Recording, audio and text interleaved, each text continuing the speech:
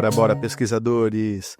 Quem fala com vocês é o professor Vitor Mascarini. Sejam bem-vindos novamente a esse quadro super especial chamado Historioteca, onde eu e alguns convidados iremos abordar alguns conceitos históricos, né? Alguns fatos históricos, alguns personagens históricos, tá? E nesse episódio 2, irei comentar com vocês um pouquinho sobre a Revolução Russa, tá? Então a gente vai mergulhar nesses eventos que transformaram a Rússia czarista em uma república socialista, tá? A gente vai comentar aí algumas causas, principais personagens, momentos decisivos e os legados duradouros da revolução que abalou aí o século XX. Beleza, galerinha? Então, vamos começar. Contexto histórico e social. Bom, gente, a Rússia antes da revolução, ali no início do século XX, era um império com base totalmente agrária, governada pelo czar Nicolau II, tá? E, gente, czar é basicamente uma nomenclatura que definia os reis, os imperadores do Império Russo, tá? Mais de 80% da população, neste período, era de camponeses que viviam em condições precárias sob o peso de impostos altos e sem nenhum acesso à terra. O regime do czar Nicolau era totalmente absolutista, marcado por censura, perseguição política e repressões violentas a qualquer tipo de protesto. A Europa já estava iniciando o seu processo de industrialização e alguns países estavam bem avançados nesse novo sistema.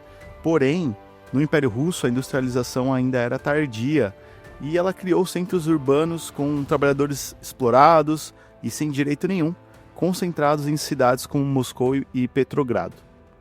Bom, gente, um outro fator importante para a gente começar a entender o processo da Revolução Russa foi a Guerra Russo-Japonesa e a Revolução de 1905. Tá? A Rússia, o Império Russo, perdeu a Guerra Russo-Japonesa, como o próprio nome diz, contra o Japão, né, que durou ali de 1904 a 1905, e abalou totalmente o prestígio do regime. E a Revolução de 1905 aconteceu, né, por conta do Domingo Sangrento, onde manifestantes pacíficos foram mortos pela tropa do czar, né? E por que do nome Domingo Sangrento? Pelas condições climáticas, muita neve ali onde estava havendo os protestos, e o sangue das vítimas dos manifestantes acabou colorindo, infelizmente, o solo. Aí, gente, embora o czar Nicolau, né, tenha criado a Duma, né? A Duma é uma espécie de parlamento. As reformas foram extremamente limitadas e o autoritarismo continuou existindo. Então, a Duma, esse parlamento, na verdade, muitos historiadores afirmam que foi só apenas uma jogada de marketing do czar Nicolau II. Agora, gente, participação do Império Russo na Primeira Guerra e o colapso do regime. A entrada do Império Russo na Primeira Guerra Mundial agravou os problemas internos e milhões de soldados foram mortos. E a economia do Império Russo, que estava custeando a presença do Império na Primeira Guerra, colapsou e a fome se espalhou de maneira massiva. A confiança em cima do czar Nicolau, obviamente, estava totalmente destruída, especialmente com a influência de Rasputin na corte e a ineficácia do governo diante das crises, tá? Pessoal, também vai ter um episódio especial para a gente comentar aí sobre quem é esse tal Rasputin, beleza? Bom, pessoal, um outro acontecimento interessante foi a Revolução de Fevereiro de 1917, tá? Então, em fevereiro deste ano, greves e manifestações tomaram Petrogrado. O exército, em parte, se recusou a reprimir o povo e, enfim, o czar Nicolau foi forçado a abdicar do cargo. Foi, enfim, instalado um governo provisório, liderado por Kerensky, que prometia eleições, só que aí ele manteve a Rússia na guerra, frustrando a população. Aí a gente vai para um segundo momento da Revolução neste ano, que foi em outubro. Aí, gente, a gente teve os bolcheviques, liderado por um cara muito importante chamado Lenin, e apoiados pelos sovietes, né? Eles prometeram paz, terra e pão. Em outubro, derrubaram o governo provisório e tomaram o poder no Palácio de Inverno. Pessoal, mas vamos lá. Quem são os bolcheviques? Bom, gente, diversos trabalhadores haviam se unido para criar o Partido Operário Social Democrata Russo, né? Criado em 1898, e o partido tinha como principal objetivo unir diversas organizações revolucionárias sobre uma única estrutura política para derrubar o regime czarista.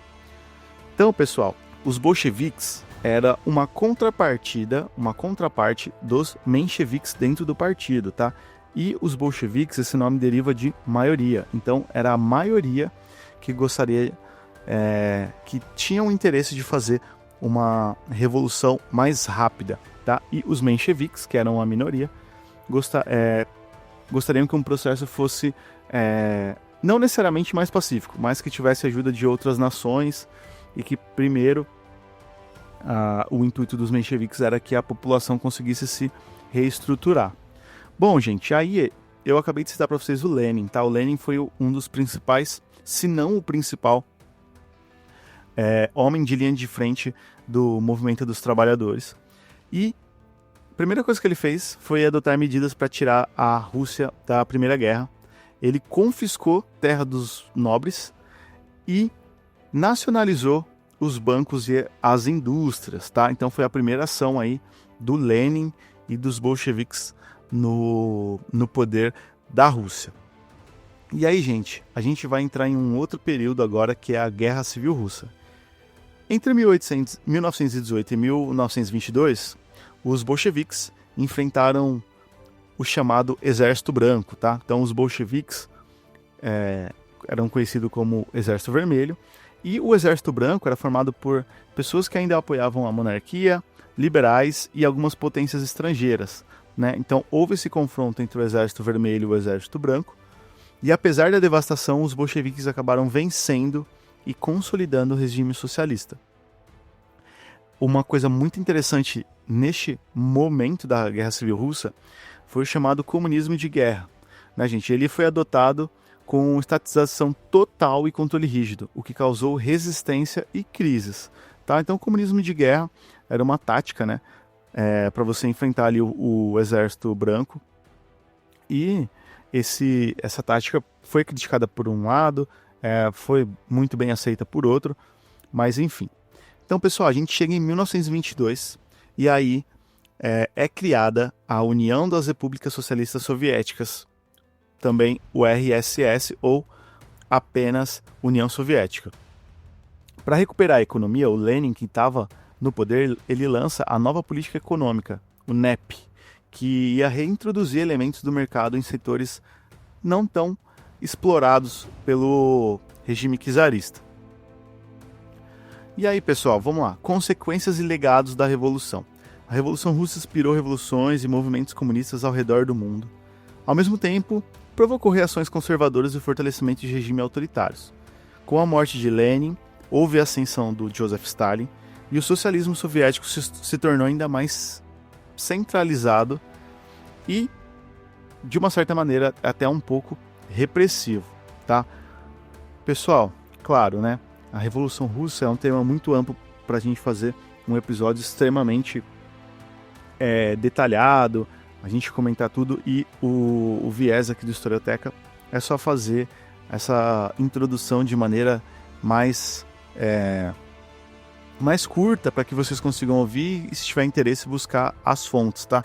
Inclusive as referências que eu utilizei para esse episódio, eu vou deixar descritas no episódio do Spotify, vou deixar descrito no YouTube, vou deixar descrito na postagem do Instagram, tá bom?